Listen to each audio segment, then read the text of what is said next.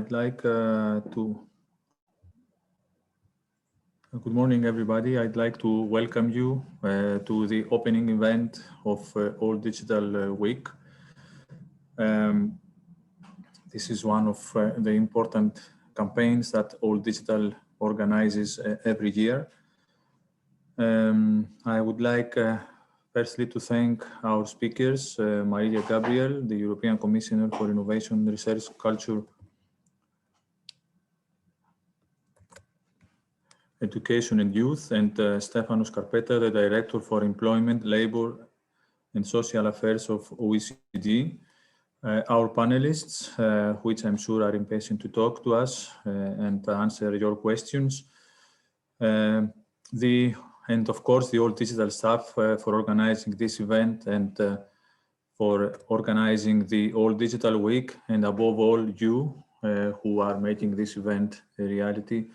And we hope we know we have prepared interesting talks and interesting topics to talk about, and we hope that we will excite you and you will come back with questions to our speakers and panelists. This All Digital Week is taking place, well, last year's All Digital Week is taking place every year. Last year's All Digital Week took place with the start of the pandemic, which 1 year ago was something new, and we were waiting to see what will happen. Now, 1 year later, I think society is tired of this pandemic. We have another All Digital Week, and that is why in this case, in this year All Digital Week, we want to talk about going beyond the pandemic. We want to talk about what we learned. We have all been forced to learn new digital skills during the past years. There were some among us who suffered more than others and who supported the society more than others. And in addition to healthcare professionals, these were the educators. And at the same time, there were important publications coming out of European Commission, like the Digital Education Action Plan, that All Digital welcomes its publication. So in this All Digital Week, we want to run events that not only support citizens to survive the pandemic, but to be stronger after it. As I said, All Digital Week is one of the flagship events of All Digital. And now I take this opportunity to say a few words about All Digital. Right. Okay. So All Digital is a leading European network that is based in Brussels. Now we represent more than 70 organizations that work with 20,000 digital competence centers in total. And in total, each year, they provide training and advice to 1.5 million people in Europe. And our training and advice relates to supporting Europeans to increase their level of digital skills so that they can better include it in the digitally transformed societies of Europe. They can have a better quality of life, they can find a better job, they can improve their skills and have access to services. As a network, we offer a bouquet of activities to our members. They are capacity building, enabling change and research and innovation. In the context of capacity building, we offer training, webinars and events, a funding alert service, awards to those members of us who excel. We share project outcomes, we support communities of practice, working groups and thematic clusters. In enabling change, we publish papers and other publications. We have our digital skills manifesto, we do networking, we are members of networks, and we collaborate with networks. We organize public events, not only on Digital Week, but different public events throughout the year on topics of interest to our members. And of course, we promote and disseminate their achievements and our achievements. And finally, we also do research and innovation. We do surveys to study trends in digital transformation aspects. We provide access to reports and studies on areas of interest, mainly related to digital competencies, and we implement research projects. We support three important communities: the community of practice on Digicom, the community of practice on European certification, and Unite IT. As I said, we offer awards, for example, the best facilitator or the best digital resource to our members. Then we have clusters on the topics of strategic importance to us, like basic digital skills and media literacy, advanced digital skills, coding, STEAM, and artificial intelligence and digital cultural heritage, and of course, working groups. I'll say a few words about these communities of practice that we support. One of them is dealing with the evolution of Digicom. Digicom is the European digital competence framework for citizens. So every person who is interested in using, supporting, promoting, improving, evolving, or simply learning about Digicom can become a member of this community of practice. And we are currently working towards producing version 2.2 of Digicom, and in the future we will work towards producing new versions of this framework. In parallel, we support the online community of practice on digital competence certification, which stemmed from the announcement of the European Digital Skills Certificate. And actually, in this community, we discuss the objectives and means to achieve this European Certificate of Digital Competencies as it is described in the Digital Education Action Plan. And this is Unite IT, our own community of practice, the community of our members, in which we publish topics and articles about digital inclusion and digital empowerment. We have published our own manifesto for enhancing digital competencies across Europe, in which we state that improved citizenship should be the primary aim of developing digital competencies, and that is why they should be developed with the purpose to include citizens in modern societies that undergo digital transformation. No citizen should feel excluded. The manifesto is composed of 5 main areas that relate to recommendations on education and training offer, which should be tailored, versatile, and qualified, offered from qualified personnel. Access to education and training, which should be available, universal, and inclusive. Quality of education and training, which should be systematic, measured, and recognized. A European homogeneous validation process, one classification and one process, but multiple learning pathways and multiple certificates. And of course, sustainability and development of the digital competence frameworks, openness, modularity, and governance. You'll hear about All Digital Week later from our CEO, Peter Palvolgyi. I want to say that every year All Digital organizes its annual summit every October, and we bring together our members, but also leaders of networks and organizations that are working to enhance digital skills of all European citizens.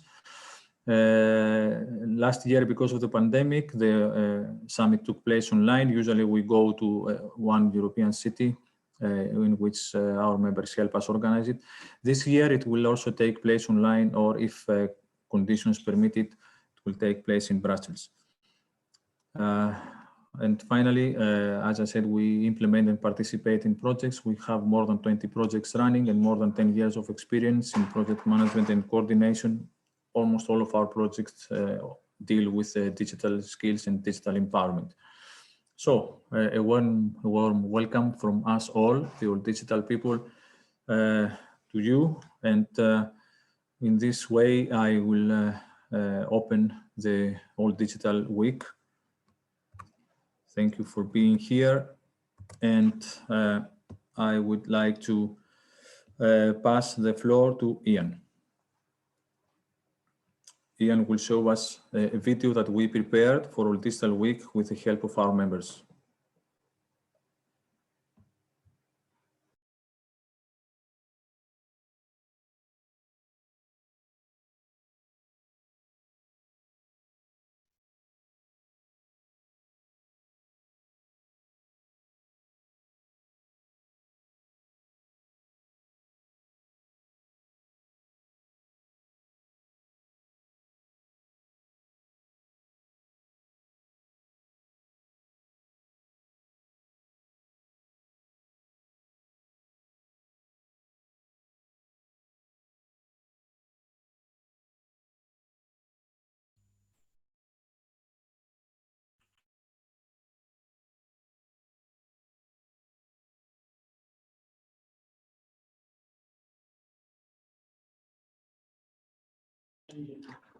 Okay, then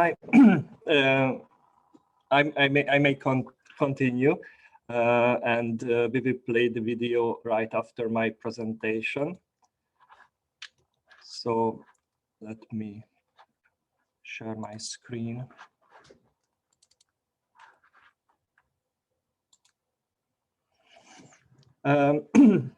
Good morning. My name is Peter Palvolgyi. I'm the Chief Executive Officer of O Digital, and I'm also very delighted to announce the official launch of O Digital Week 2021 campaign during this opening event. And this is the 12th consecutive year we are organizing this campaign.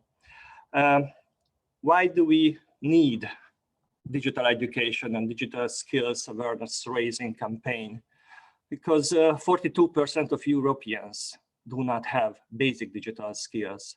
20% of the young people fail to reach basic level of digital skills. And when it comes to older people over the age of 25, only 35% of people over this age have basic digital skills. Just before the pandemic, almost 40% of teachers felt, only 40% of teachers felt ready to use digital technologies in their work. And 1/3 of the population is not confident that they can identify disinformation. That's why we need a lot of awareness raising activities to support all those who have no sufficient level of digital skills and are afraid of or not ready for digital transformation. So what is O Digital Week?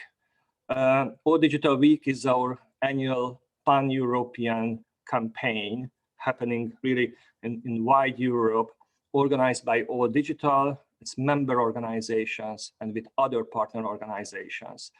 The aim of the campaign is to engage and empower thousands of citizens to use digital technology and to enhance their digital skills. The campaign was first run in 2010, inspired by Get Online Day campaign run by our UK member organization, the UK Online Centres, later now Good Things Foundation. Since 2010, we have organized the campaign every year and trained over 1.3 million people in 11 years. Every year, our campaign has attracted an increasing number of partners, participants, and got a greater visibility. The O Digital Week in 2019 was very successful, reaching 130,000 participants. And as Achilles mentioned, the 2020 campaign happened in the unprecedented circumstances right at the beginning of the lockdown, the first lockdown, when things were changing really every day, and partners had to transform their work immediately to respond to the crisis. And this year, the campaign will run at full pace, and my colleague Ekaterina will show you the impressive numbers we already have right at the beginning of the week. While the majority of the events will be running online, but all our members and partners are now very experienced in organizing events and trainings online and engaging a great number of participants through online means. So the 12 years of the campaign, we think, is more important than ever. And this year we put the focus on education and educators.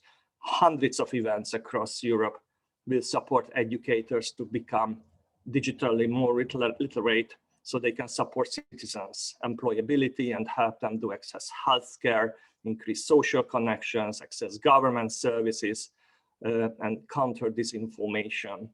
In our days, the educators are the real digital heroes. Together with our national and local partners, our member organizations, digital competence centers, e-facilitators who are organizing trainings and workshops, providing digital skills assessment, training, certification, organize conferences, workshops, webinars. And we believe that everyone can be a digital hero. O Digital is organizing a series of events during this week, central events, as we call them, organized or co-organized by our partner organizations. Some of these events, or maybe all of them, could be relevant for you. So I say a few words about these events. Later today, we will have a digital skill shift webinar on reskilling and upskilling for online working. And you will have the chance to find out about the curriculum, how it was created and evolved, and the digital assistant job role which the project targets. Tomorrow, we will have the launch event of My DigiSkills, which is ODigital's online self-reflection tool to assess digital competencies across 6 levels of DigiComp. On Wednesday, we will have the Smart DevOps Project webinar which addresses the shortage of digital and transferable skills that public sector employees working in smart cities and municipalities, and will support them in their professional development. And then we have the CDDC final conference, where we will explore why we need stronger collaboration between cultural heritage and education sectors across Europe. And we will also present the Europa Square, an online platform hosting 80 digital crowd dreaming scenes developed by students. Then STEAM on Edu webinar, where we highlight the central role of educators and ways to support them in implementing STEAM education. Next week, the OpenAE event webinar, where we will discuss the free, libre, open source software, the FLOSS culture, and ways of implementation of this culture, this approach at work, employment, and adult education. And the Mobilio project webinar next Wednesday, when we talk about the new trends and requirements in the professional development of librarians. And I'm asking Ian if we are ready to play the video. It's the sound sharing.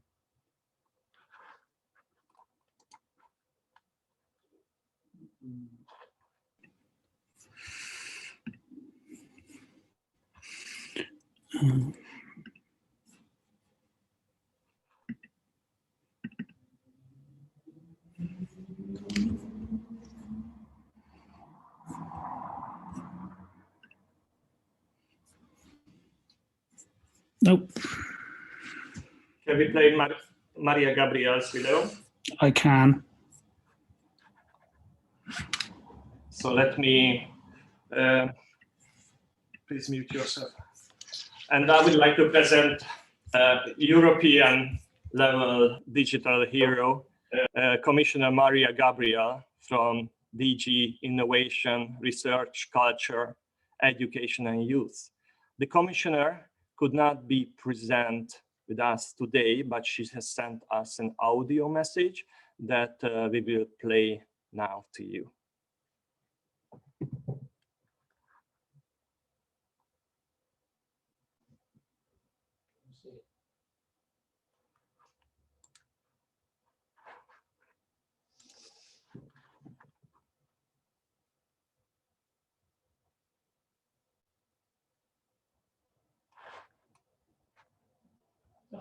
No.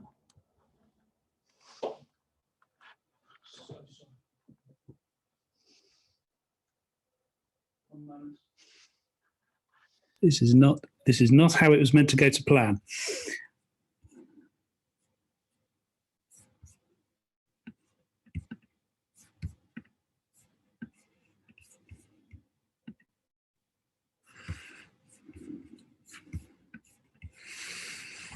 Sorry.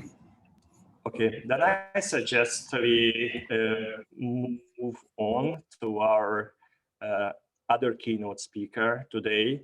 And I have the opportunity to present Stefano Scarpetta, Director of Employment, Labor and Social Affairs from OECD, the Intergovernmental Organization for Economic Cooperation and Development.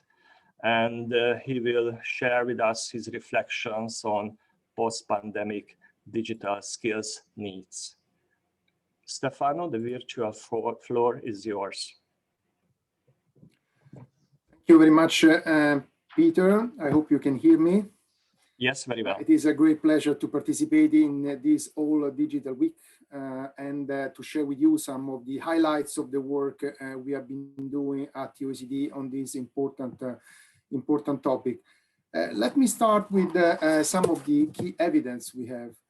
In this chart, you have how fast the digital transformation has been affecting all of us. One dimension is looking at the households with a computer of the past 10 years. So from 2007 to 2017, you see the significant improvement. Now in many European countries, we are talking about 80% of households having a computer. In some of the European countries, only 10 years ago, this was around 50%, 1 in 2. So a significant penetration of this technology that together with the other big mega trends, of course, globalization, but also aging in most of the European countries, is certainly reshaping our economies, our labor markets, our societies. The other point though, and here there is of course a lot of uncertainty, is how faster the process will go and what will be the impact on jobs. So at OECD, we have looked with the help of experts, we look at the tasks in different jobs that could potentially be automated, not tomorrow, but in the next 10 to 15 years. And here, what you see in this chart in the blue bars is actually the share of jobs, the total jobs in the different economies that potentially can be fully automated, meaning that more than 3/4 of the tasks performed in this job could potentially be performed by machine, by algorithm, by artificial intelligence. 14% across the OECD countries, even larger percentage in some of the European countries. But actually, I would like you to focus also on the gray part of the bar, which actually account for the share of job that will stay, will survive, will remain, but actually will be profoundly transformed because in between half and 70% of the tasks performed in this job could also be performed by machine, by artificial intelligence, by machine learning, and so on.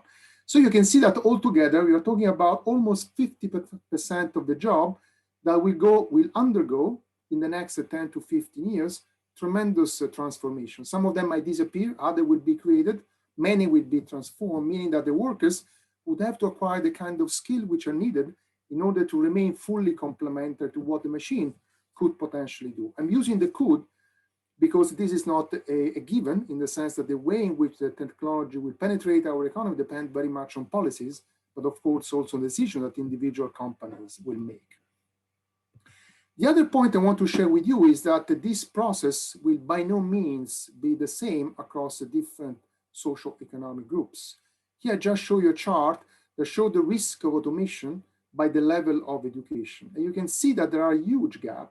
We're talking about at least 20 percentage points in some countries in the way in which the risk of automation will play out. Will be much, much larger among the low skill than what it is among the medium and in particular the high skill. So again, a very significant impact on jobs which involve routine activities and can be more easily automated.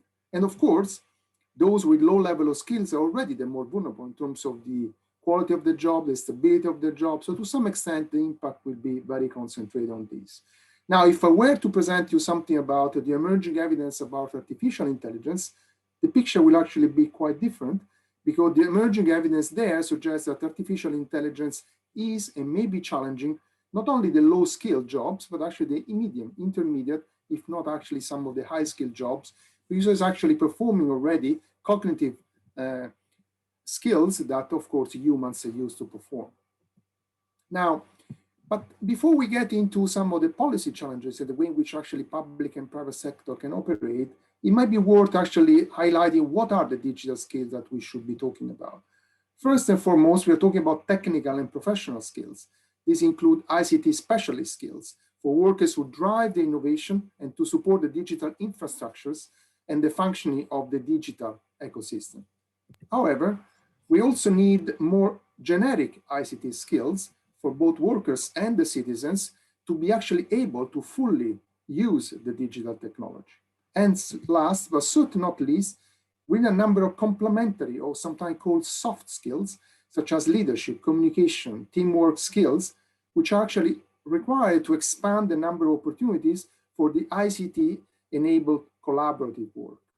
And as I will show you in a second, in a few slides, in all of these three key dimensions of digital skills, there is a short of the supply. So let's start with the technical skills. In this chart, you have, for the latest information we have, the shortage, the indicator of a shortage of digital specialists, and you can see that they are quite significant. They're actually particularly large in those countries who tend to be more advanced also in the digital transformation itself. So a significant shortage of computer and electronic skills across all of the European countries and beyond, although with large differences depending on the penetration of the digital technologies and also the short-term prospect. The second is actually about the workers themselves. I think Peter before was referring to some statistics from Europe. Here in this chart, you have a drawing from our adult skills survey, which is a comprehensive survey covering many countries, in which, among other things, we look at the digital skills. And here you have in the blue bar, the percentage of workers who basically fail altogether the test on ICT skills.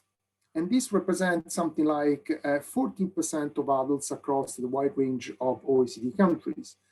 But now again, if you look at the gray bar, these are actually those who did perform the ICT test, but basically perform only at the lowest level, level 1, which means that they can use a smartphone, some digital technology, but cannot really use the ICT skills in their professional activity. So if you take the two bars together, as you can see in this chart, you're talking between 60 and sometimes even 80% of the workforce with very limited digital skills. Now, if I were to show you the very same chart looking at the young generation, those in between 25 and 34, this percentage will, of course, be much lower, but we are still talking about a third of young people, those who enter in the labor market today, who actually have very limited digital skills. Now, I think we also need the complementary skills to guide and to promote the digital transformation.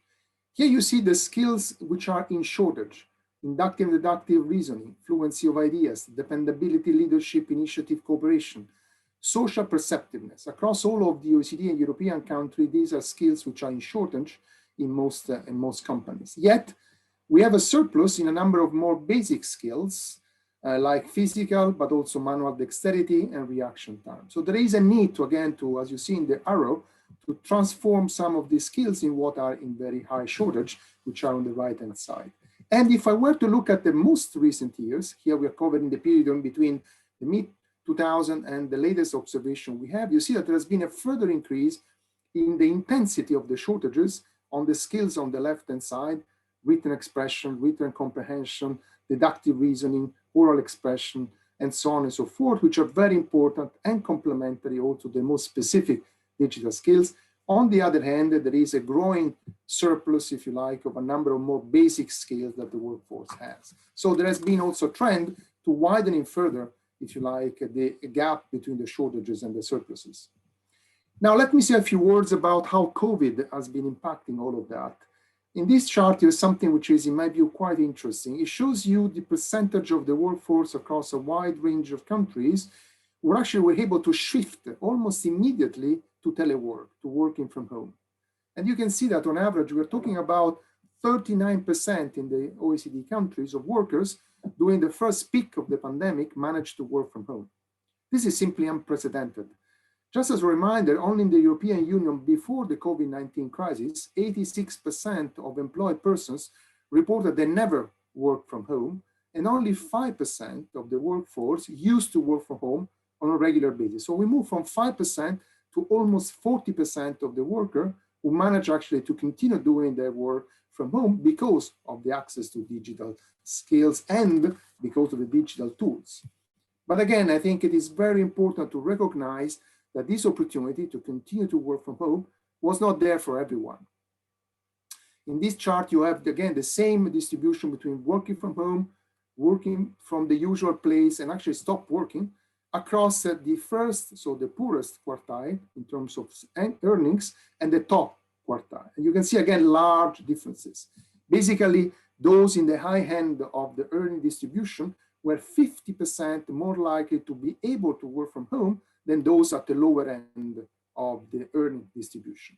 The last one, so those with low level of earnings, either they could not work from home because the nature of the job did not allow them to do so, or they were lacking some of the basic digital tools to be able to perform their work from home, a computer, a tablet, a broadband connection. So again, to some extent, yes, massive use to telework, promoted and made possible by the digital technology, but not for everyone. And therefore, not only the skills, but also the infrastructure, the tools are very important in order to be able to allow everyone to better use the digital technology. Because as we know, even when we will hopefully soon resume more normal activities, telework will become more part of our lives. So let me have a focus, because I think it's extremely important also on youth. And I think as we have seen after the global financial crisis, there is a very serious risk that this crisis again would have a disproportionate effect on young people. We have already seen about the significant faster rise in unemployment, but also the significant increase in inactivity among young people, because they know that there were very few job opportunities available for them. Many of them simply withdrew from the labor market or never entered the labor market. And some of them may have actually missed out on some of the fundamental first-hand work experience through apprenticeship, to internship, and the work-based learning that was, of course, disrupted because of the pandemic. So to some extent, both in terms of those already into the labor market who have become unemployed, also because many of them in Europe had the temporary fixed-term contract, or those who were about to enter and they were involved in different forms of transition from education to the labor market, apprenticeship, internship.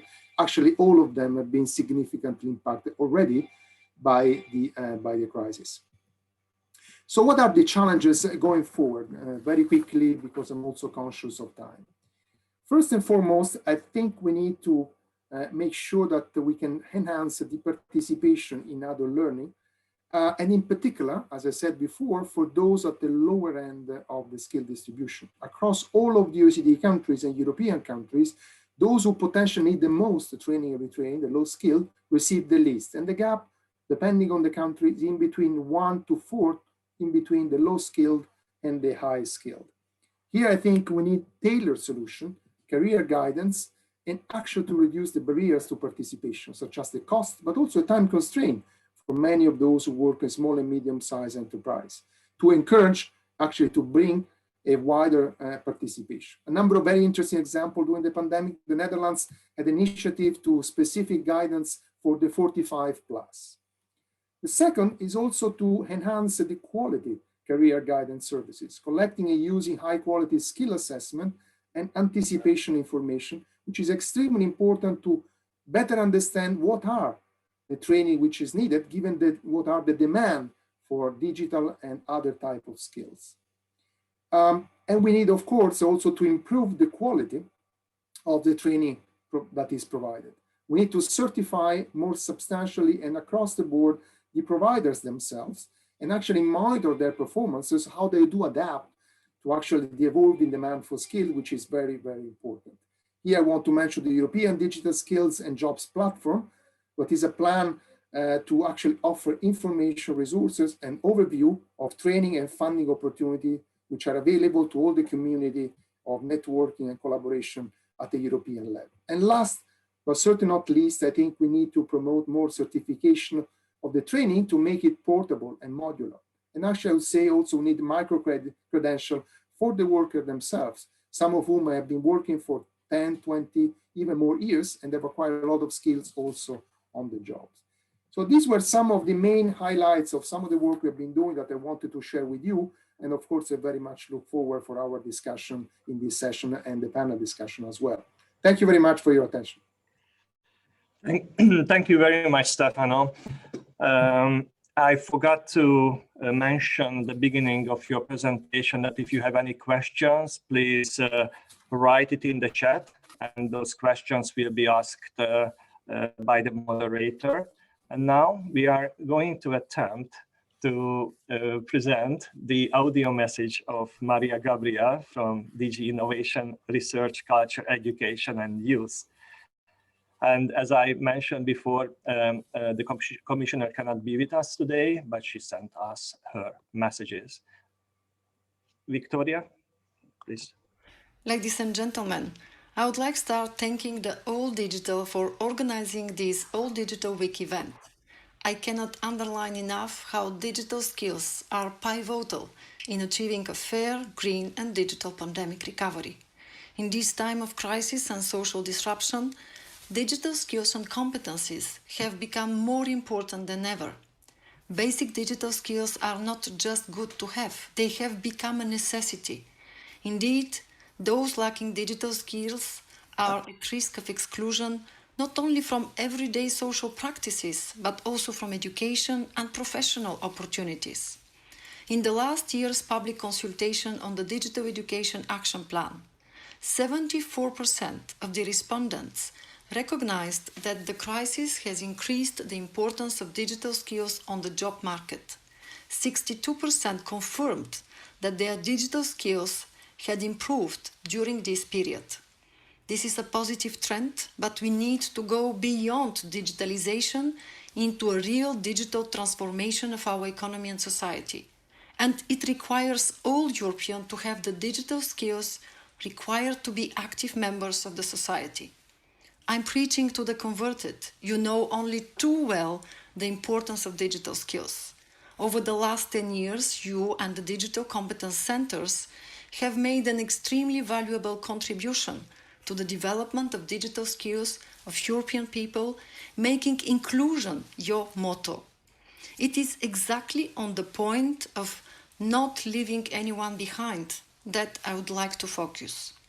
Your work to supporting the 43% of Europeans lacking digital skills, helping them fully participate in the digital society, is inspiring, and even more so as you are widening the concept of inclusion to reach out to all Europeans living in urban and rural areas. I share your view on the importance of inclusion, and it is in the same vein that we came out in September 2020 with the new Digital Education Action Plan. The Action Plan covers the development of digital skills in a lifelong learning and inclusive perspective. The development of digital skills is also a priority for the Recovery and Resilience Facility. With this extraordinary amount of money, we are here to support reforms and investments in the member states, but we would like also to support measures for the development of digital skills. You can see that this is a priority for our current and future actions. The 7 actions in the Digital Education Action Plan cover aspects that are central for the campaign that you are kicking off today and for the objectives of your organization in general. One example is the update of the Digital Competence Framework for Citizens, which identifies the key components of digital competence. You have been very proactive in promoting the adoption and implementation of the framework. I'm grateful for your commitment and for hosting the community of practice that will support the update of the framework, allowing to cover aspects as artificial intelligence and data-related skills. I also appreciate your work on digital skills for employability.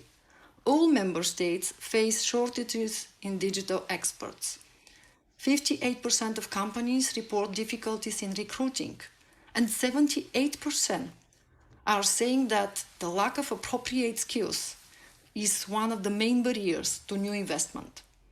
The Digital Education Action Plan addresses these issues through scaling up, for example, initiatives such as the Digital Opportunity Traineeships, which will be extended to vocational education and training learners and apprentices, and through offering professional development opportunities for all educational staff in all types of education. We are grateful for your support on this action and for the discussions that you animate with stakeholders on how to shape this concept.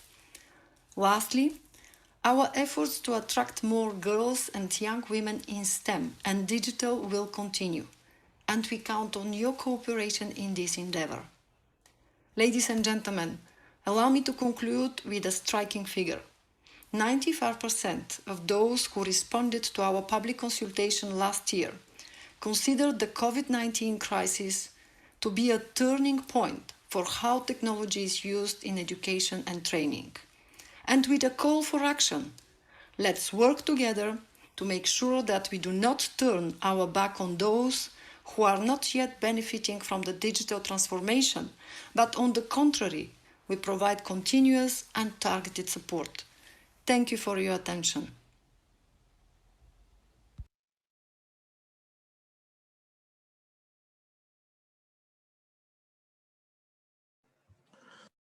Okay, so I would like to thank two speakers who are in presence, one via digital means, and well, also the other one is in digital presence. We are becoming all digital. Very interesting reflections that the Commission shared with us, and also a quick briefing on the policies and the tools that the instruments that the European Commission is putting there in place.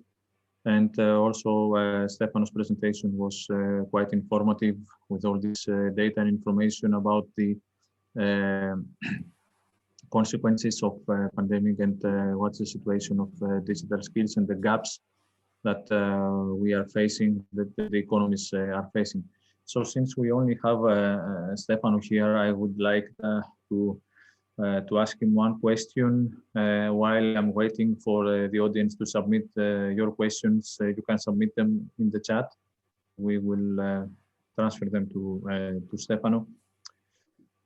So Stefano, you mentioned that there was a severe impact of the pandemic on youth and apprenticeship, and also to the people with coming from the people with lower income who didn't manage actually to exploit the opportunities offered, the digital opportunities offered. They didn't have the infrastructure or the capacity to exploit these opportunities. So bearing in mind the Digital Education Action Plan that Commissioner Gabriel mentioned and the Recovery and Resilience Facility, what would be your advice to policymakers? Thank you very much, Achilles. This is indeed, I think, a key question. Precisely because, as the Commissioner said, that there are significant resources into resilience and recovery funds, it is very important to devote some of these resources through also a Digital Education Action Plan into really addressing some of the challenges that this crisis has revealed all too clearly. I think there is no question that this COVID crisis, because of its length and its depth, is likely to have a significant impact on the pre-existing inequalities in our economies and in the labor market, because it has already touched on the most vulnerable groups. People with low level of skills, individuals on more precarious type of employment, and also those in what we discover to be the essential work. But they have been on the front line to help all of us to cope with this virus. Now, I think we should also avoid, when we look at young people, the mistake that was made after the global financial crisis, when we basically discovered that this group was deeply affected by this crisis only too late. Remember that in Europe, we put in place the youth guarantee only in 2013, when actually the youth unemployment not only skyrocketed in the aftermath of the global financial crisis, but actually remained high even as countries were moving into the recovery from the financial crisis. So here I think the Digital Education Action Plan is essential because, as I said before, I think there are a number of young people who are entering the labor market with very limited, if any, digital skills. This might sound surprising, but it's actually the evidence we have. But also because many young people might not have the right kind of skills to actually be able to grab the job that are available and will become available going forward. I think the essence here is resources, but I think beyond resources, what really matters is to be able to offer very well-targeted intervention. Not all young people are facing the same challenges, of course. Some of them are just waiting for jobs to be posted and they will be able to grab this job because they have the right skills. Others may have left education or they are about to leave education too soon without foundation skills or certain digital skills. Others need just a bit of guidance to actually navigate what is going to be a very bumpy and difficult labor market. So the youth guarantee, which Europe already has and which has been revamped now by the Commission, is a very comprehensive tool to offer to all young people tailored support depending on their needs.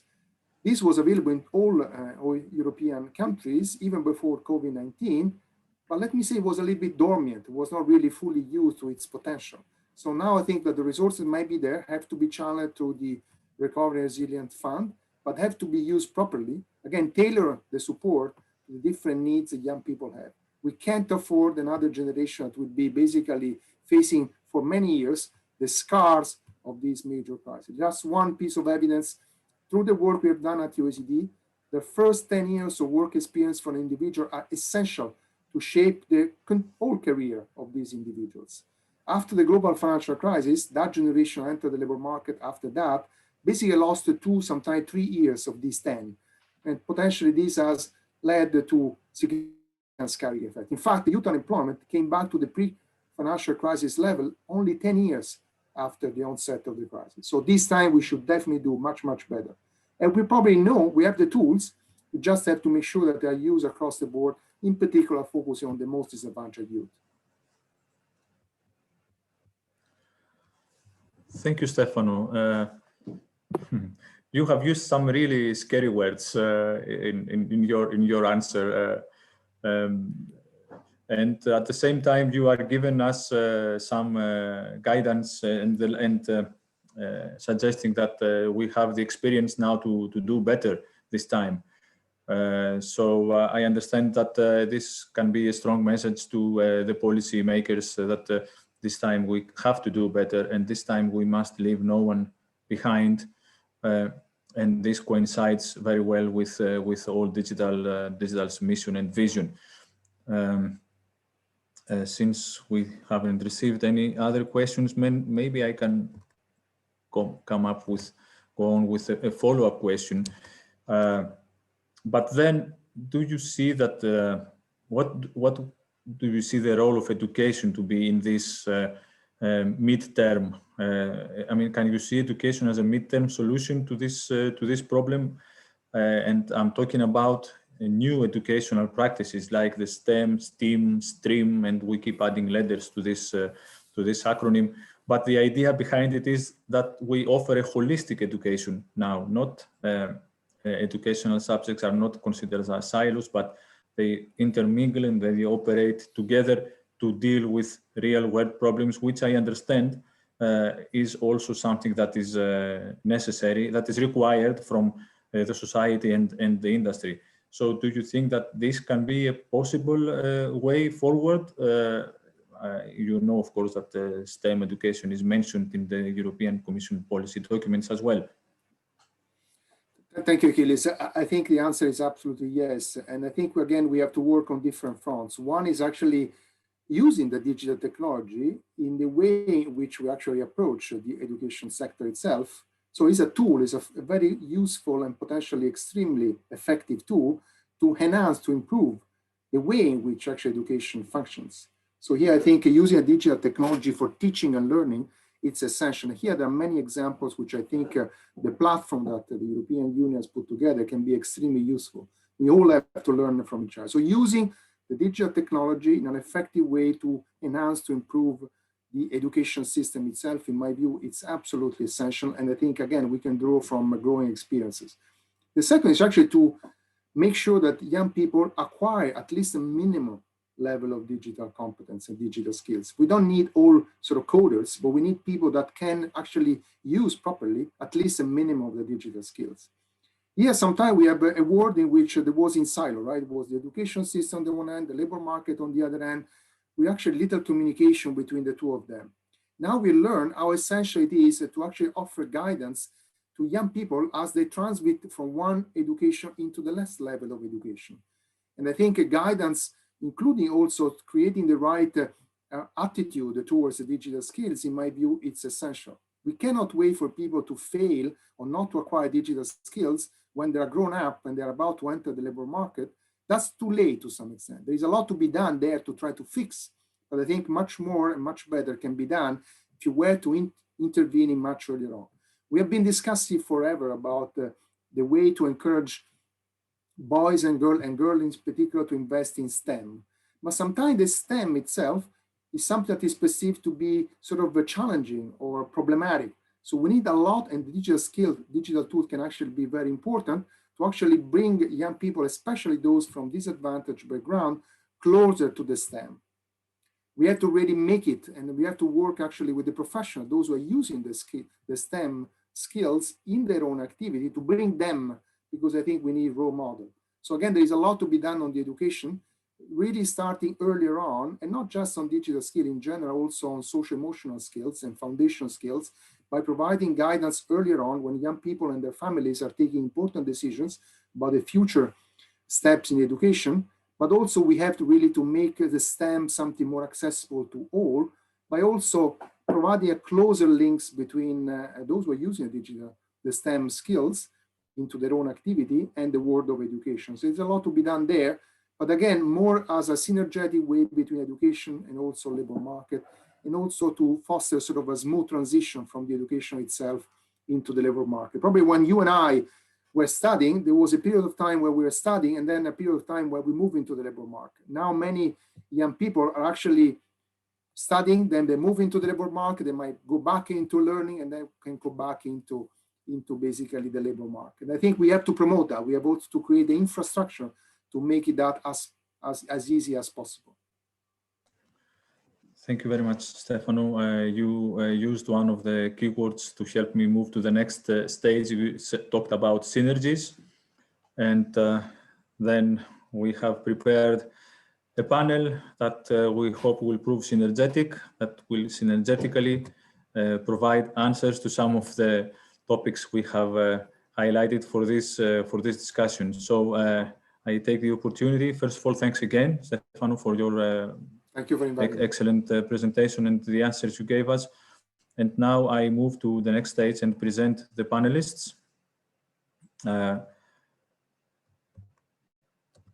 So we have with us Victor Negrescu, MEP and Vice Chair of the CULT Committee on Education and Training, Veronica Mobilio from European Commission, DG Education, Youth, Sport and Culture, a Policy Officer, Simon Delakorda, Director of the Institute for Electronic Participation, and Angeliki Dedopoulou, Senior Manager of EU Public Affairs at Huawei.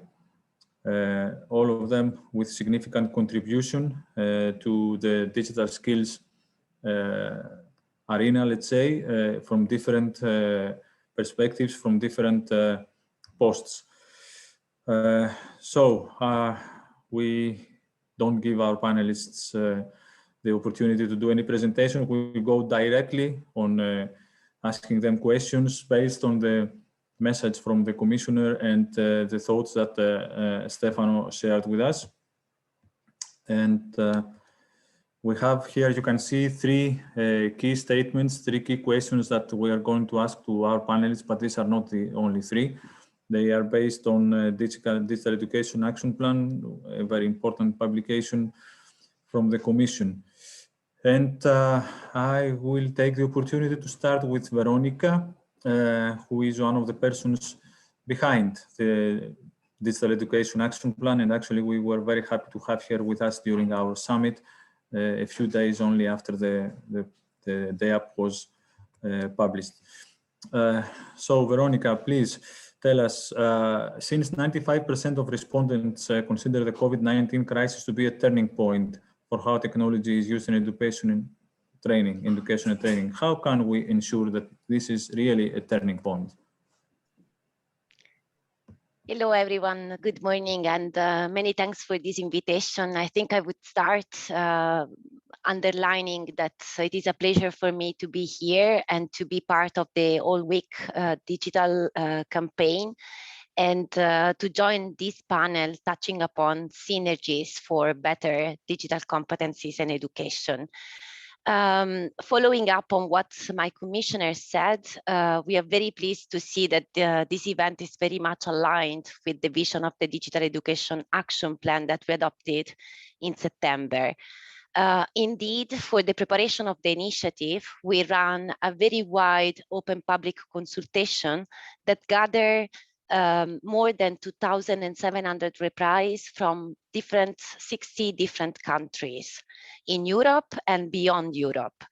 Who are these people that participated? The people are basically people from education and training, teachers, educators, students, but also people that are not always are heard when it comes to this topic. And for instance, we gathered replies also from parents, from researchers, from employers, ministries of education, but also other public authorities.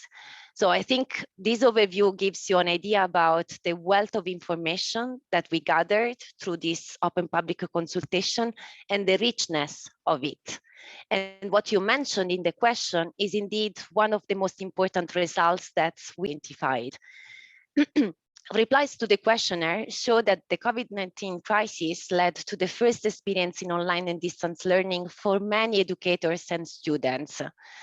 In the emergency, we saw example of innovation, of course, but we also saw practices that were not optimal, I would say, and that needed to be improved in many different ways. When evaluating the effectiveness of the measures put in place by the different schools and universities, we saw a different perception between education and training staff on one side and parents and learners from on the other side. And in particular, education and training staff were much more positive compared to parents and students. So despite we see this very big difference when evaluating the different measures put in place, the large majority of the respondents, 95% of it, across all different target groups, considered the COVID-19 crisis as a turning point for the use of technology in education and training. What does this mean? Well, in our view, this means that we need to build on the momentum to transform the crisis in an opportunity to do more and to do better in the future. We cannot wait. We need to start acting from now, and we need to build on this current situation. This is actually one of the results of the stakeholder consultations that justifies the vision for high quality and inclusive digital education that we proposed in the Digital Education Action Plan, with its longer duration and also wider scope. This vision finds substance in the two priorities of the Digital Education Action Plan. The Commissioner mentioned one of the two, which is focusing on digital competencies, but the other one also focuses on another key element, which is the need to have a high-performing digital education ecosystem. And basically, these two priorities are focusing on the ideas that technology in education and in education for teaching and learning and developing digital competencies need to be seen in a complementary way. I think this came out also very nicely from what Stefano Scarpetta said. Basically, the use of technology in education and the development of digital competencies, we strongly believe that they are two sides of the same coin. You cannot have one without the other. You can use technology in education, but if you don't work on the development of the competencies, basically your activities will not be as successful as they would be if you work in parallel on these two elements. So to conclude, I would like to stress that if we really want to transform the crisis, to turn it in an opportunity for the future, we need to build on the experiences so far and use all possible resources, including, for instance, the one that were mentioned before of the Recovery and Resilience Facility, to transform this vision in reality. And this can happen only by investing deeply in digital education. And when doing this, thinking about all the factors that enable the implementation of effective, high quality, and inclusive digital education. I would like to conclude the reply to this question just giving you an example. So let's, for instance, think about a school, one of the many schools that showed creativity, but also struggled a little bit during the crisis and the first lockdown. Imagine that that school decides after this experience to invest in connectivity and infrastructure. This is good, but connectivity and infrastructure is not enough to bring high quality results. Investments in connectivity and infrastructures need to be complemented by other factors, as for instance, the competencies of teachers, the development of content that are high quality, and so on and so forth. So that's why for us, really to make a change for the future, to have a change in the future, we need to boost this integrated approach for technology use in education and for improving digital skills, because Only in this way we can ensure that we will not see anymore in the future practices that are low quality when it comes to digital education.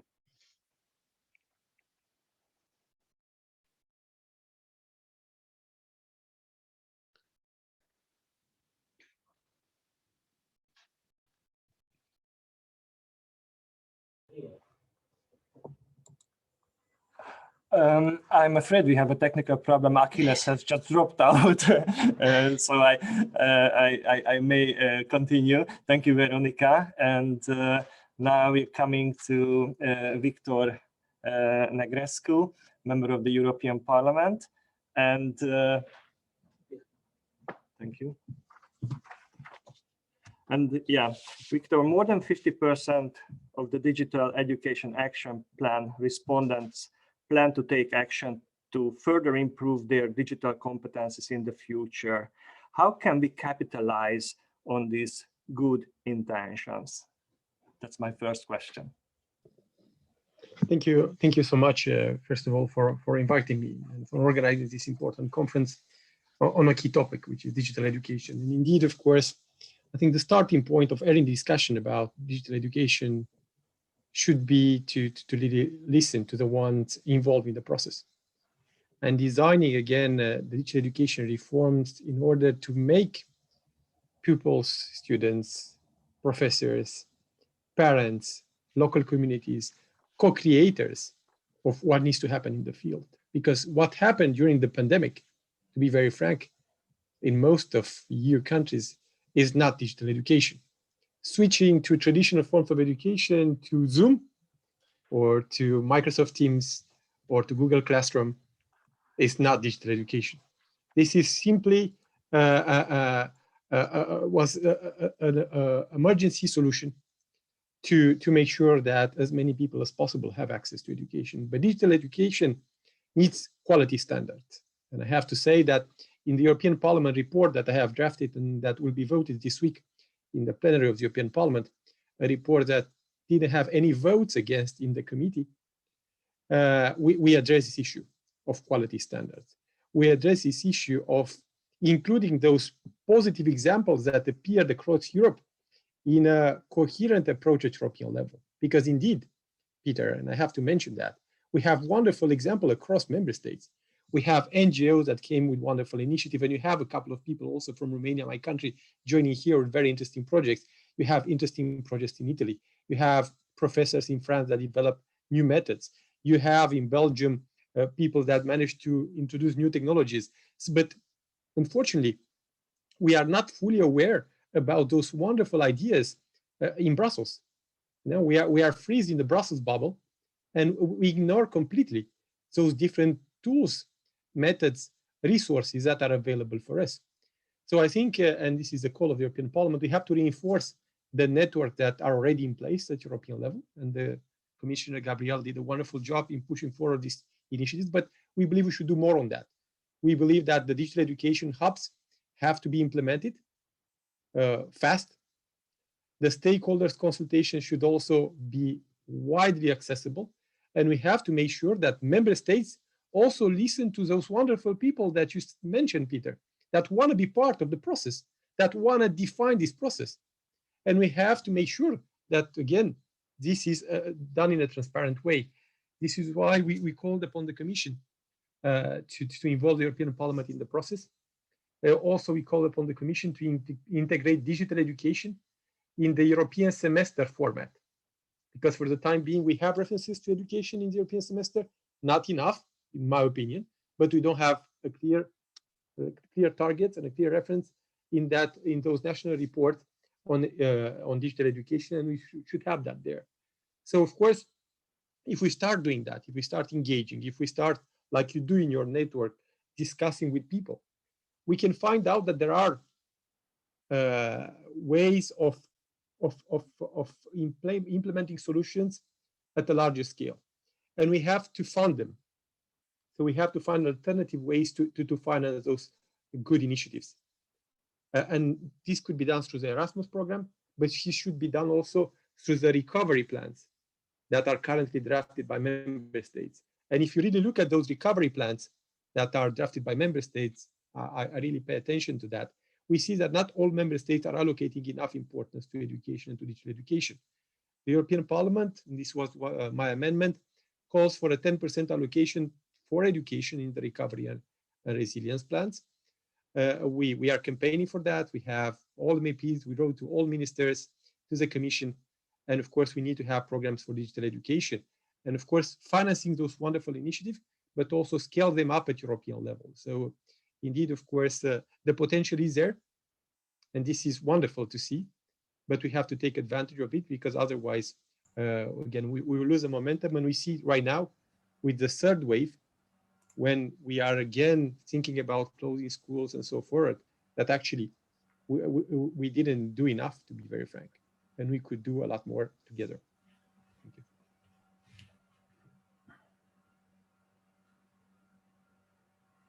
Sorry, thank you, Victor. And I see Achilles is back. For some reason, he was dropped out for a moment. So Achilles, back to you. Thank you, Peter. This is what when we were talking about digital infrastructure, it happened that the digital infrastructure in the building just failed. Okay, but fortunately, we have a lot of digital infrastructure at our disposal. So let me move on now to Simon, and I would like to Simon, I would like to ask you the following. We say that supporting citizens to enhance their digital competencies should be inclusive. No citizen should be excluded or feel excluded from accessing formal and non-formal education and training on media or digital literacy. Having the Digital Education Action Plan in mind,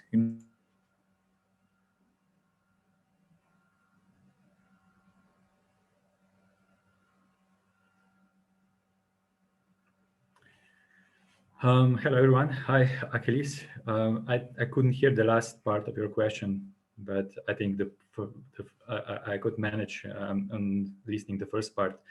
What was the question? First of all, I would like to thank you all Digital for inviting me to this very interesting discussion panel of one of the key topics of digital competencies for European citizens. What I would like to, going straight to the point, what I would like to point out is that we have to refer to the one thought that is actually encompassing the entire debate about how to bring citizens into digital transformation. And this thought is relating to the issue of the digital cohesion. I don't see much reference on this in the European policy making. But still, when talking about digital cohesion, it's very important that we still go back to the basic. One basic is also the issue of the internet access and the universality of the internet access, and also the quality of high-speed internet. We already saw right now these issues we have also with this online video conference. It is not self-evident that the European Union is already achieving all targets in terms of internet access. We still have European countries which has more digitally excluded citizens than others. Also, what was evident from the COVID pandemic quarantine is that the universal access to the internet has to be much better. So I see now examples when the countries are upgrading the universal internet services up to 10 megabytes per second for download speed. I think this is all the results that this basic infrastructure still needs to be upgraded and enhanced. And of course, I agree with Veronica. She said that it's not only about enabling the internet to be accessible to the citizens. What we also have to rely on is also that the computer equipment has to be affordable to the citizens. We also saw that many many students didn't have proper equipment at home, or they have equipment at home, but at one point an average family needed more than one computer. So there was also high demand on the market for this computer equipment, and European Union here is relying from the outdoors out of the continent suppliers. So I think also European Union should do much more effort in terms of securing the EU digital sovereignty in terms of the computer equipment. So these are these technological infrastructural issues that I think are still preventing several citizens in the European Union to be part of the digital transformation. And of course, the main issue we are talking today now is the issue of the digital competencies. And I will refer in the more detail to this in my later talk, when I will be talking about the role of the third sector in the digital skills education. And also, I'm concerned a little bit about what kind of skills we are focusing on within the European action plans. I think there should be more balance in terms of the digital skills for economy, for market, for business, for employment, relating to the digital skills which are relating to the quality of life. I didn't see much reference into the digital action plan to the issues like digital fatigue, digital addiction, digital overload, digital stress. We have to be aware that the digitalization is also bringing a pressure on the way we do live, as we as human beings are not designed to look at the digital screens for all day. This is not in our physical body. And I think the digital skills should also address this in terms of learning, teaching citizens and peoples how to use the digital technologies in a smart way, not in terms of the intensive way, but in smart and wise way. This is my first, I would say, contribution to this discussion. I'm looking forward to answering more questions later. Thank you. Thank you, Simon. Thank you, Simon. And this gives me the opportunity now to go to, let's say, to the other side of the coin. And based on what Simon said, I would like to ask Angeliki. Angeliki, you're representing a big company in the sector. Can you talk to us about what initiatives our industry implementing to support the development of digital skills of citizens, for example, by giving us examples of your projects within your company? Thank you very much, Achilles. First of all, I would like to thank All Digital for inviting me and share the panel with these distinguished speakers. Indeed, actually, industry as a whole is mobilizing on digital skills, particularly through initiatives of the European Commission. You're all very well aware of the Digital Skills and Job Coalition, which was set up in 2016 as a call for private, public, and third sector organizations across EU to commit to help reducing the digital skills gap in Europe.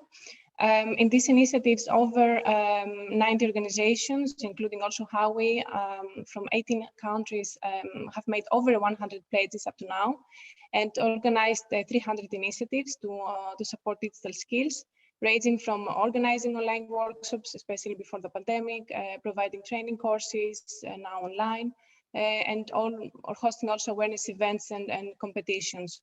The updated version of Digital Education Action Plan that has been also mentioned by Veronica just before will also help and is helping industry making better use of data and AI-based technologies like learning and predictive analytics to reinforce education systems and make them at the same time suitable from a digital point of view. As also Victor mentioned, working in a digitally transformed world requires the workforce to adapt, education and learning systems to change, and a major investment in the reskilling of citizens. And it's where actually industry, and in particular Huawei, tries to help a lot. So within our company, we're actually involved in several initiatives to support digital skills. ICT Academy is one of them. Which actually has launched in 2013 and is a school enterprise cooperation project with the aim of building a digital talent ecosystem. So we have deployed ICT Academy in 72 countries, including Europe, China, the Middle East, Africa, and Latin America. And in 2019, Huawei and over 1,300 partners held 51 talent fairs globally with more than 20,000 students and providing actually more than 3,600 high quality ICT personnel to the industry.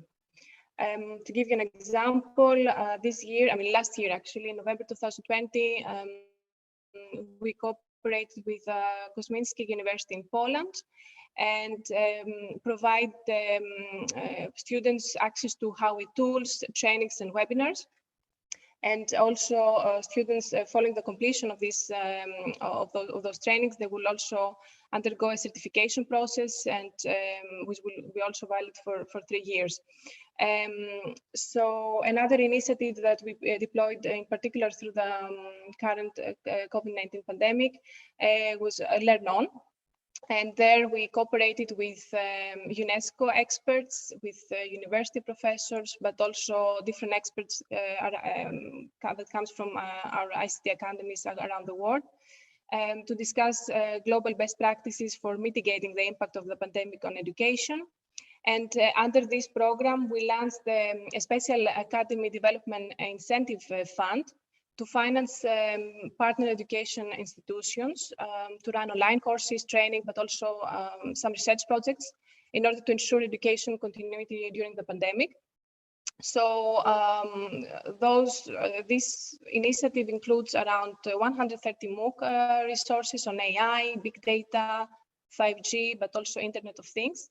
And more also over like 100 online MOOCs focused on teachers and trainers around the world. And we are expecting to, after the completion of this initiative, to train over 50,000 students and around 1,500 teachers around the world. So we have also other several initiatives that I can also elaborate later on, but establishing ICT academies around the world, bringing the latest digital technologies to all parts of the world, and at the same time cultivating local talent to equip them with the right skills is what we actually, it's a strategy that we are actually aiming at following at Huawei. And as you also mentioned, Achilles, since we're a global information and communication technology company, we aim to improve digital awareness and digital skills of citizens. And this is why actually we're planning to invest 1 million euros for young European talent to create innovative applications and services.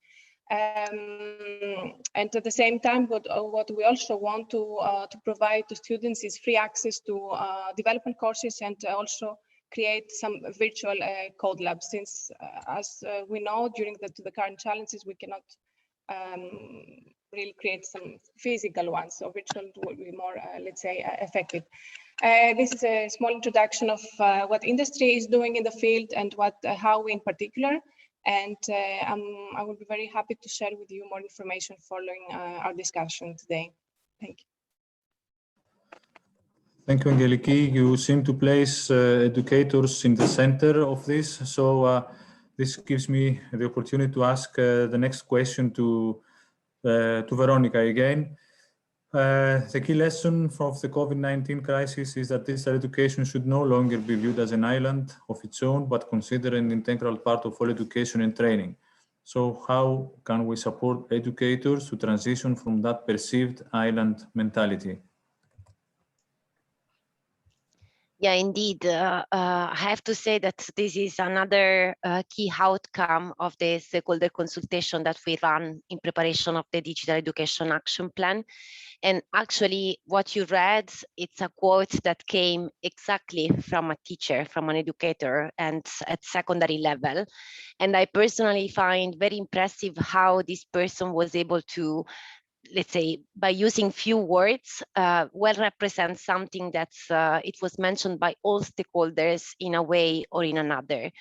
And the key question that he was replying to in this case was about the EU added value. So where and how the EU can add value to national, regional, even local efforts.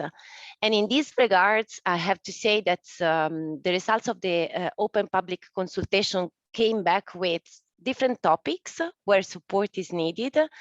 Among those, I can mention teacher competence development, as you can imagine, connectivity infrastructure as prerequisite for effective digital education, but also high quality online learning content, and also support for institutions to develop digital education strategies. These were all key topics that were mentioned. And I have to say that in the Digital Education Action Plan, we have different actions that actually respond to all these needs that I listed. I mean, I can give you a few examples. For instance, there is this idea of having a tool, a version of Selfie for teachers to support them in the development of digital competence and pedagogy. There is also available under the Digital Education Action Plan financial support for connectivity and high-speed internet for schools. There is the idea of developing a European digital education content, and there is also funding available under Erasmus Plus for the development of what we call the digital transformation plans. So somehow, in a way or in another, following up on this co-creation principle that also Victor mentioned, we tried to propose something that actually supports all stakeholders out there to have in place high quality enabling factors for digital education. But I mean, to fully reply to your question, I think I have to mention something else as well, because the elements that I mentioned so far came out very strongly. But on top of those, there is another element that was, that came out very strongly and completely in a transversal way between stakeholders, which is the need for more coordination and cooperation in the area of digital education. It's surprisingly this came out again, and okay, we have done many things so far in the past years, but what the COVID-19 crisis showed is that we need more, as I said at the beginning. Stakeholders basically in the consultation highlighted very strongly with one voice that efforts so far have been very fragmented. As I said, with example of innovation, but also with very much support needed across levels and sectors of education and training. And I also need to underline that this came out, I mean, the COVID-19 crisis showed this very strongly, but it also showed the value of collaboration. We saw teachers, experienced teachers, sharing their practices with less experienced teachers.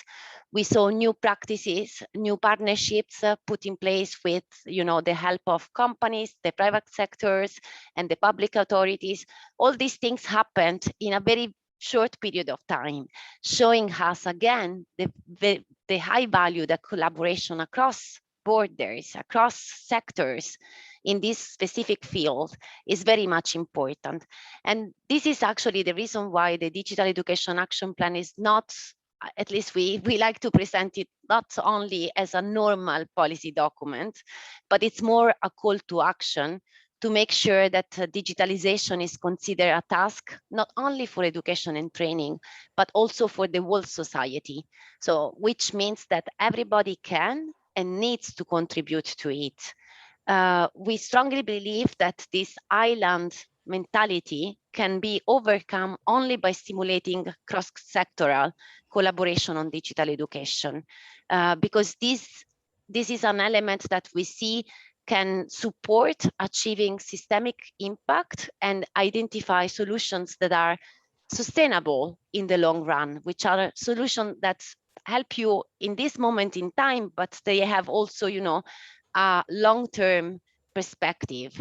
And of course, to make this happen, to make it a reality, efforts are needed at all levels. So the Commission can support, but I mean, this needs to happen also at the national level and at all levels that we know about. And at the Commission level, what we are doing for this is to set up this new facility, which is called the Digital Education Hub, which will bring together expertise and information from all levels and sectors of education and training. And again, to set it up, we are again listening to stakeholders, trying to understand better what stakeholders need to make this new facility really effective. But the idea behind it, just to conclude, is that we want the hub to stimulate dialogue between the public and the private sector, and to broker information, data, and choices across policies, but also across research and practices, linking approaches to digital education that are top-down, but also developed at top-down, so at the practitioner level, but also bottom-up, sorry. So this is what we are doing and what we hope will help to, to go over this fragmentation of efforts that we have seen so strongly during this COVID-19 crisis. Thank you, Veronica. I think Achilles again dropped out. He continues to have internet issues. So I'm turning back to Victor Negrescu again. And I would like to ask a question. You already mentioned funding, and we are aware of your initiative to earmark 10% of the resilience and recovery fund to education. To what extent will this 10% allocation to education will benefit the digital education action plan?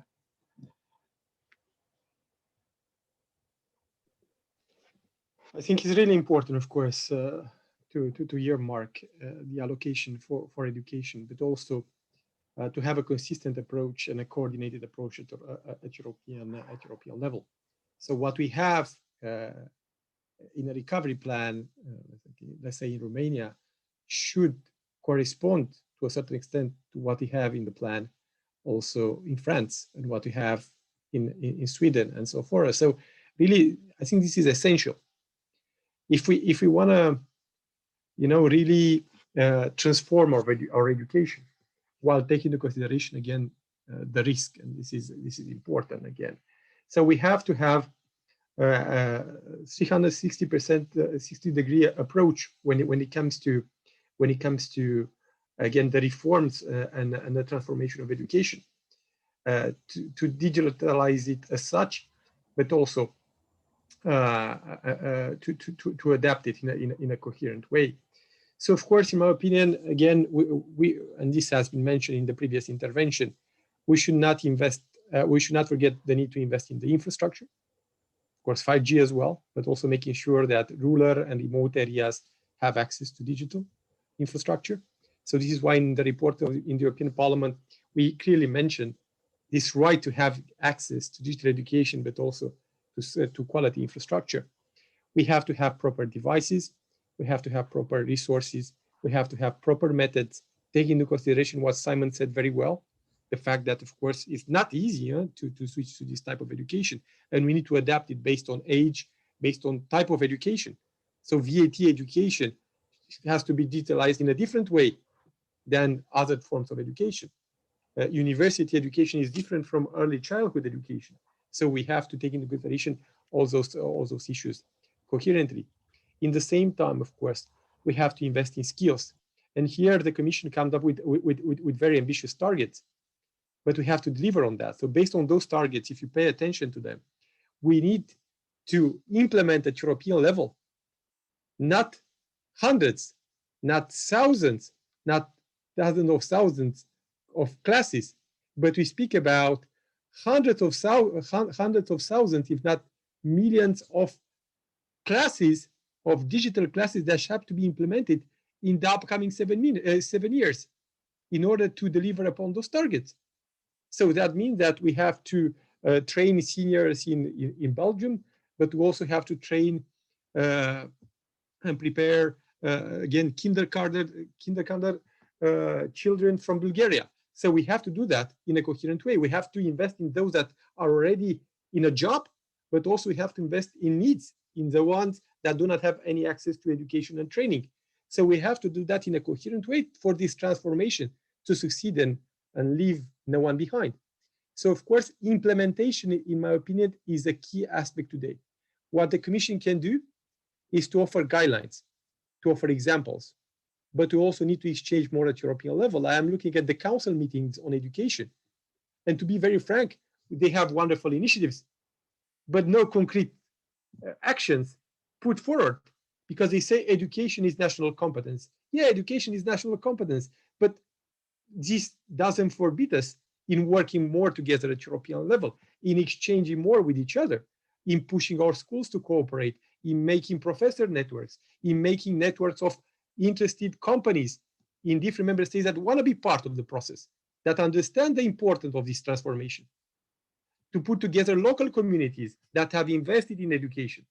We can do that already, but let's do it in a faster pace, because Europe will lose the momentum, and again will not be a leader in the process.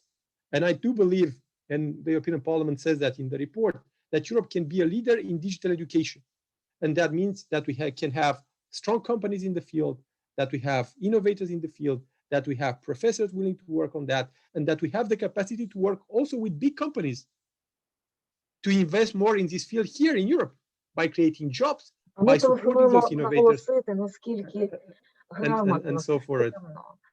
So, yeah, no problem. You see, digital skills, and indeed, of course,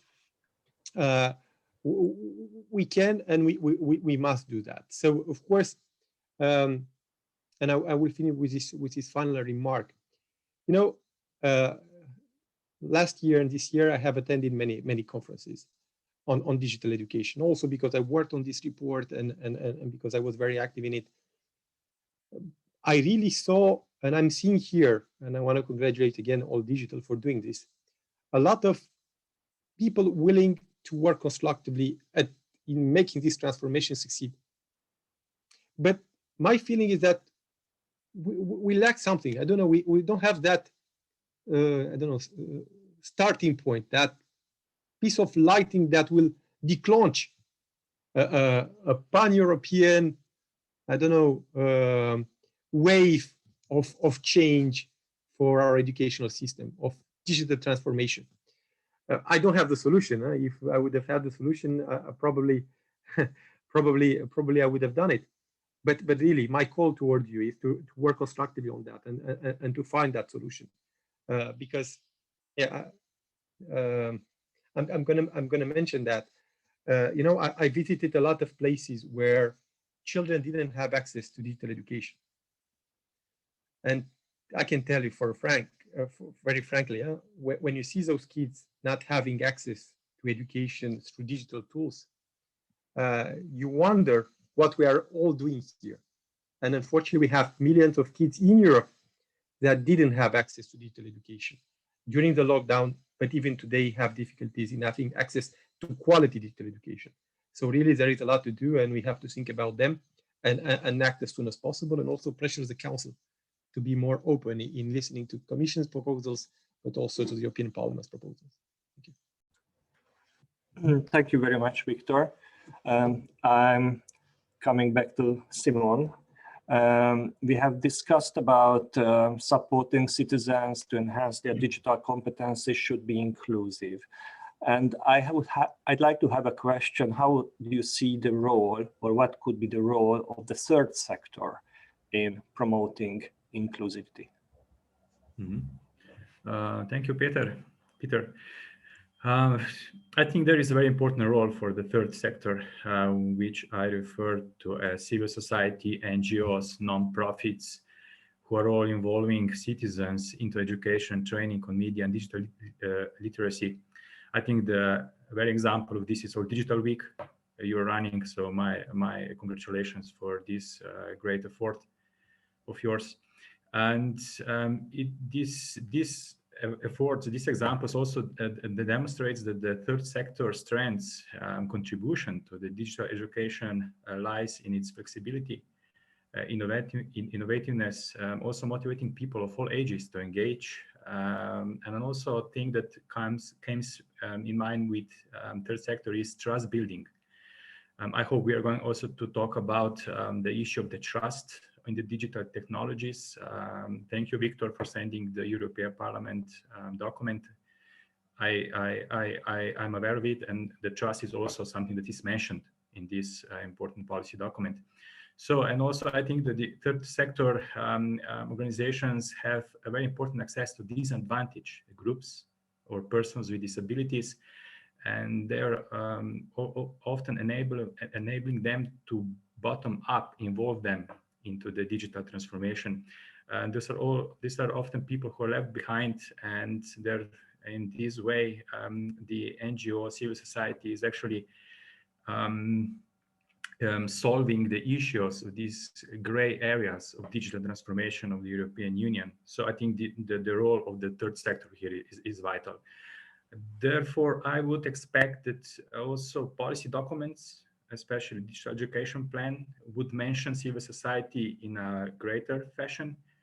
I just typed it into it earlier, and I also saw 3 times in the 20-page documents that the civil society is mentioned, but it's mentioned to the quite important topics like fostering digital literacy, tackling disinformation, exchanging experiences and good practices of enabling factors of digital education. However, we also have to be aware that third sector itself cannot solve this huge issue of digital transformation and digital inclusion, because itself NGOs and civil society are often lacking capacities. They have issues with sustainability and sometimes even with standards.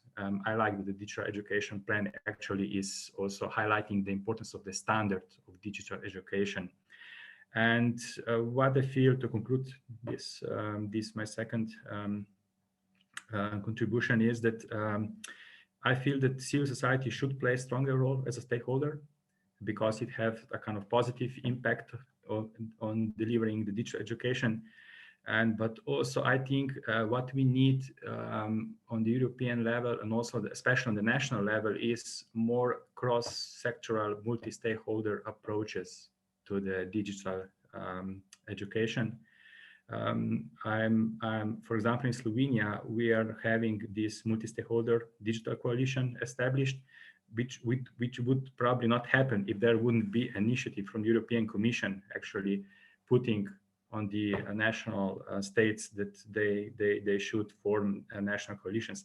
And I think that the digital education is something that should use this ecosystem of national digital coalitions to push forward those policies, and especially in terms of digital skills, digital competencies. And I think that this will also kind of strengthen the overall culture of cooperation of different stakeholders.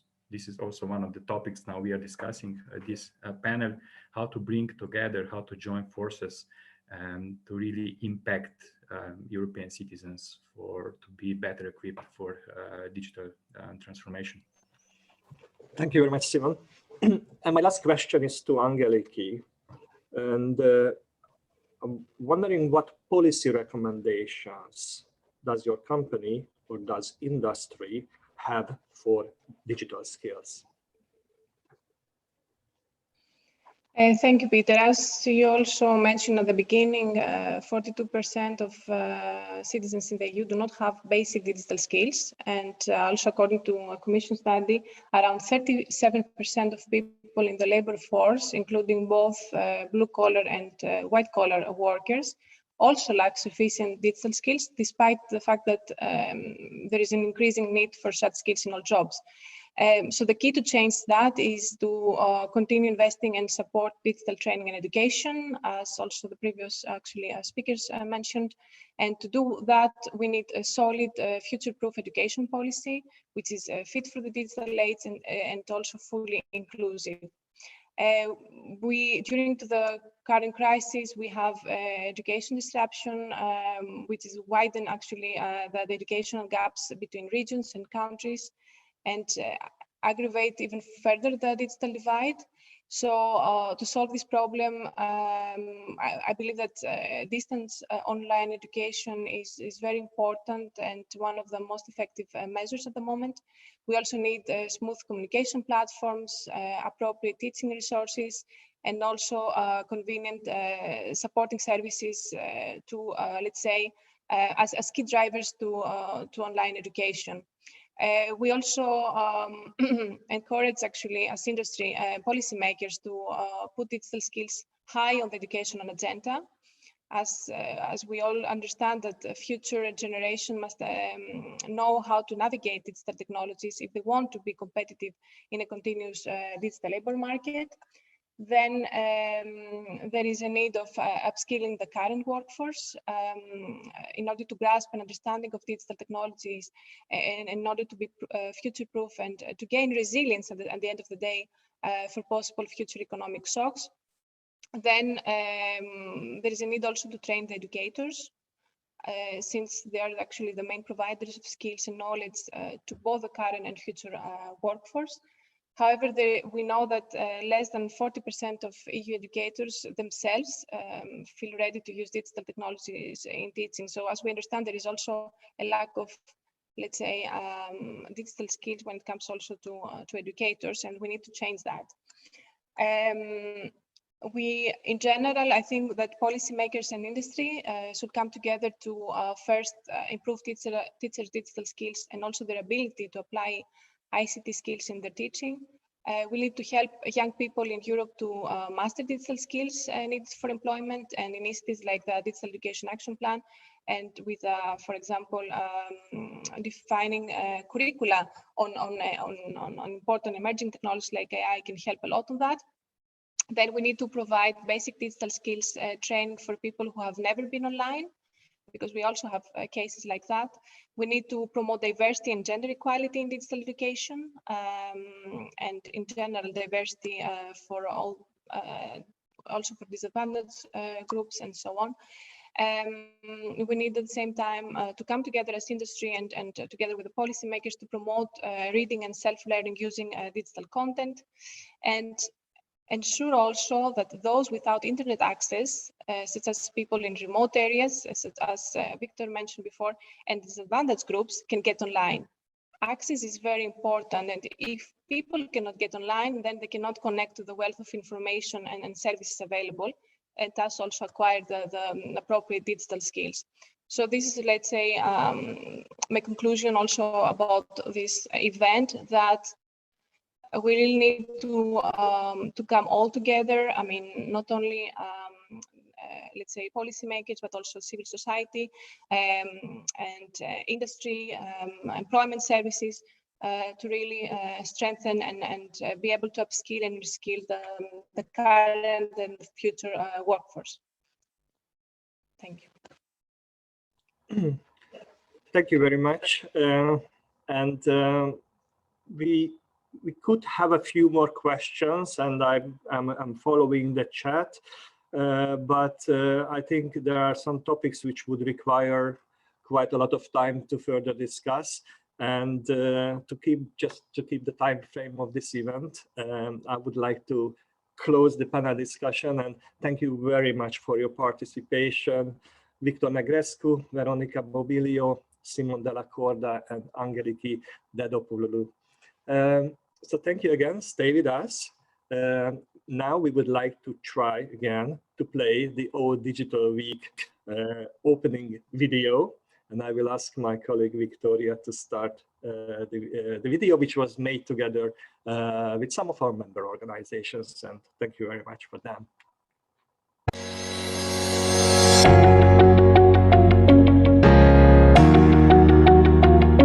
So what are the digital skills we need to go beyond the pandemic?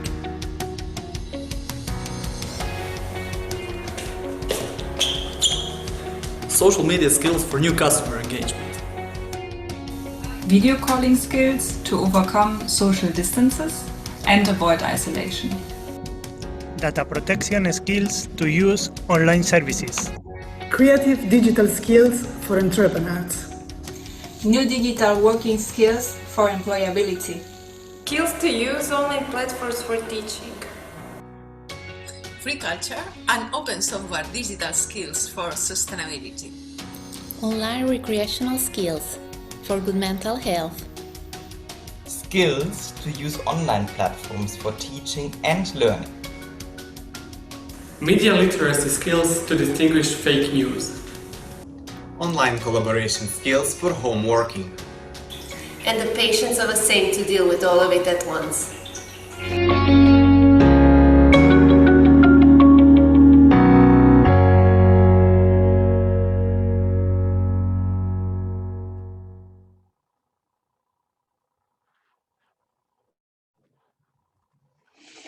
Thank you very much. I hope you could follow the video on my screen. It was a little bit breaking, but that always happens.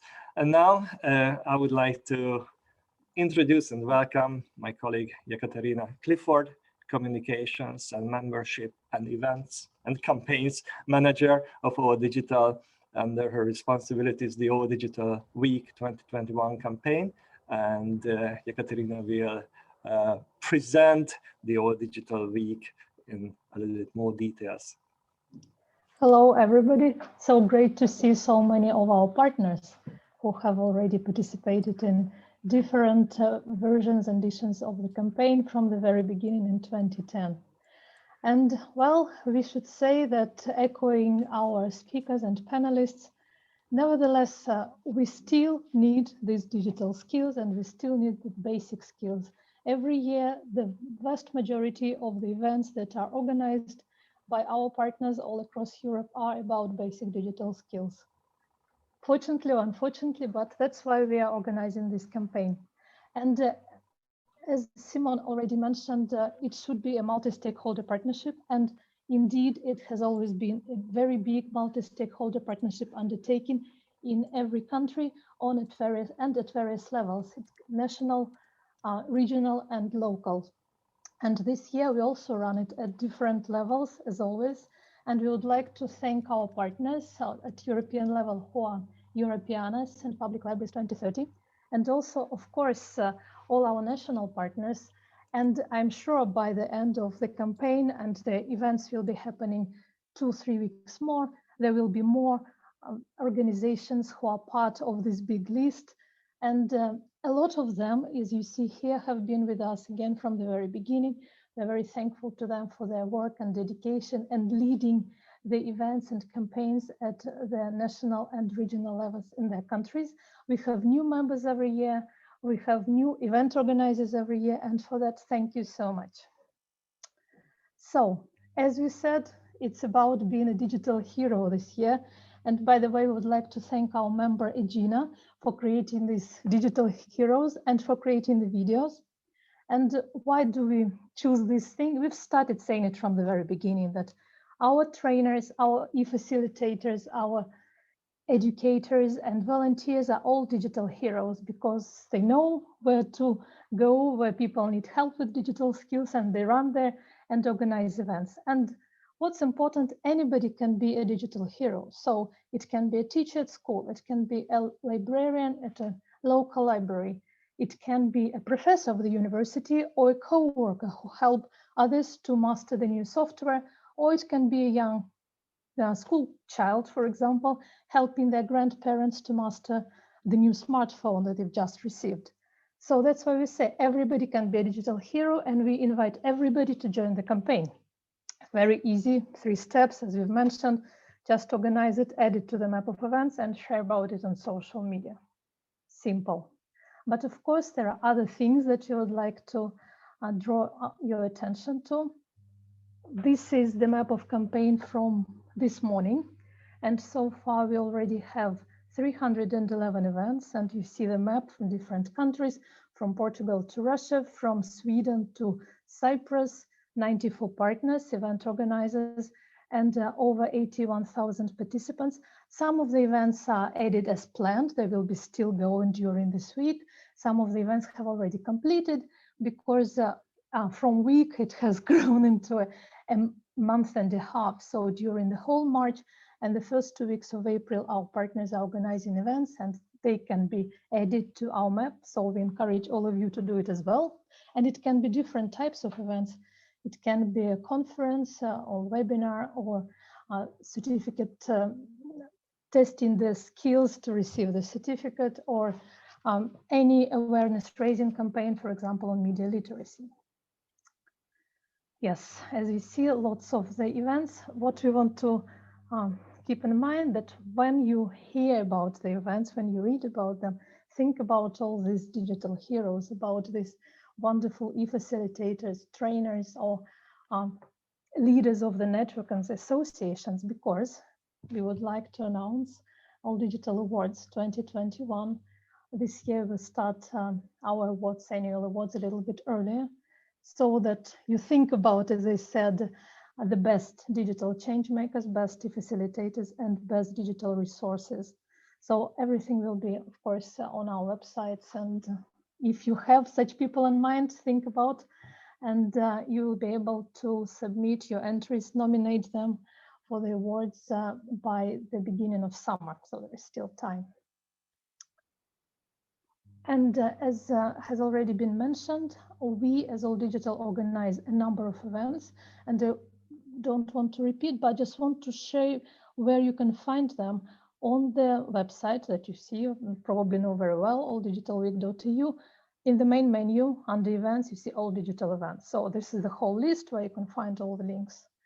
And among those events, I would like to highlight one, which is my DigiSkills launch, because it's a new tool. And again, I want to repeat and emphasize it, that we've just created, which covers 6th level of Digicom 2.1, and you can assess your digital competence. So as part of All Digital Week, we invite all of you to test your competencies, your skills, to self-reflect on them. It's a self-reflection tool. Share about this tool and just start using it. This tool has been created thanks to our partners in the countries. And you see that there are 7 languages, and we are open for collaboration to adding more. So make sure the launch is tomorrow. Join us. You'll see the links and see what it is about. So how to be a digital hero this All Digital Week campaign? Organize an event, add it to the map, join one of our central events, check your digital competence, and spread the word about the campaign. So I tried to be as fast as possible, having for the 5 minutes. Just once again, thank you so much for joining the event today and for joining our upcoming events. And thanks to all our partners for being part of All Digital Week and organizing your own events in your countries and in your regions. Thank you. So we are closing, or very close to the end. I would like to say a few final words and thank again all our keynote speakers and panelists for their contributions. So Commissioner Mariya, Gabriel, and Stefano Scarpetta, and the panelists Victor Negrescu, Veronica Mobilio, Simon Delakorda, and Angeliki Dedopoulou. Not least, I would like to thank our chair of All Digital, Professor Achilles Kameas, for investing enormous time and energy into All Digital and its mission, and also for today for hosting and moderating the event until you had the technical problem. Thank you. Thank to our member organizations and partners who run All Digital Week campaign in their countries, who organize events, training programs, and promote All Digital Week in many European countries, even far beyond the borders of the European Union, and reach out thousands and thousands of citizens and participants. And thank you all today who participated and attended the All Digital Week launch event. And last but not least, I would like to thank all my colleagues who are working on the implementation of All Digital Week and contribute to the success of the campaign. And personally, finally, I would like to wish happy and productive All Digital Week to everyone. And don't forget that everyone can be a digital hero. So this is my last word, and I see Achilles is back. Achilles, if you would like to say a final remark. Yes, thank you all also from my side. This was also my initial remark, so I close in the same way. It's a pity I missed a large part of that, because also not only the, let's say, all the infrastructure failed here in the building. So, but anyway, I see from the comments that the discussion was interesting, and I hope you will take home some important messages and outcomes. And I would like to invite you to work all together with us in all digital, so that we improve the digital competencies of Europeans and we achieve a bigger and broader inclusion of people in these digitally transformed societies. Help us achieve our mission. Thank you all.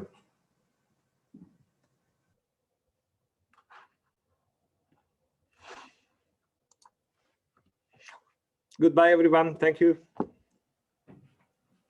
Goodbye. Thank you very much.